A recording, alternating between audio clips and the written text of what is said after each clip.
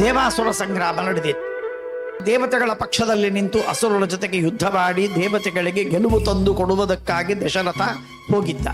ಆ ಯುದ್ಧದಲ್ಲಿ ನನ್ನನ್ನೂ ಕರೆದೊಯ್ದ. ಆ ರಥದಲ್ಲಿ ನಾನೂ ಇದ್ದೆ.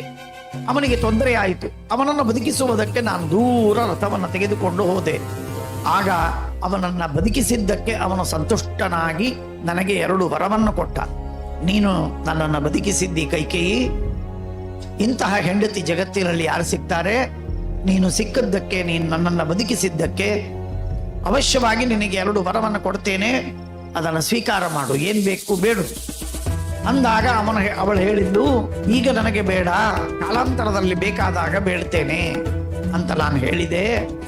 ಆ ವರವನ್ನ ಈಗ ಬೇಡಿದ್ದೇನೆ. ಏನದು? ತತ್ರಮೇ ಯಾಚಿತೋ ರಾಜ, ರಾಜನಿಗೆ ಬೇಡಿದ್ದೇನೆ, ಭರತಸ್ಯ ಅಭಿಷೇಚನಂ, ಭರತನಿಗೆ ಪಟ್ಟಾಭಿಷೇಕವಾಗಬೇಕು. ಗಮನಂ ದಂಡಕಾರಣ್ಯೇ ತವಚ ಅದ್ಯೈವ ರಾಘವ, ಇವತ್ತೇ ನೀನು ಕಾಡಿಗೆ ಹೋಗಬೇಕು ದಂಡಕಾರಣ್ಯಕ್ಕೆ ಎಂದಾಗಿ ಬೇಡಿಕೊಂಡಿದ್ದೆ. ತವಚ ಅದ್ಯೈವ ರಾಘವ, ನೋಡಿ ಎಷ್ಟು ಸ್ಟ್ರೆಸ್ ಮಾಡಿ ಹೇಳ್ತಾನೆ. ಇವತ್ತು ಹೋಗೋದಲ್ಲ, ಇವತ್ತೇ ಹೋಗಬೇಕು ನೀನು. ಮುಂದೆಯೂ ಮಾತು ಬರುತ್ತೆ, ಬಹಳ ವಿಚಿತ್ರವಾದ ಸನ್ನಿವೇಶಗಳೆಲ್ಲ ಬಂದು ಒದಗತ್ತೆ.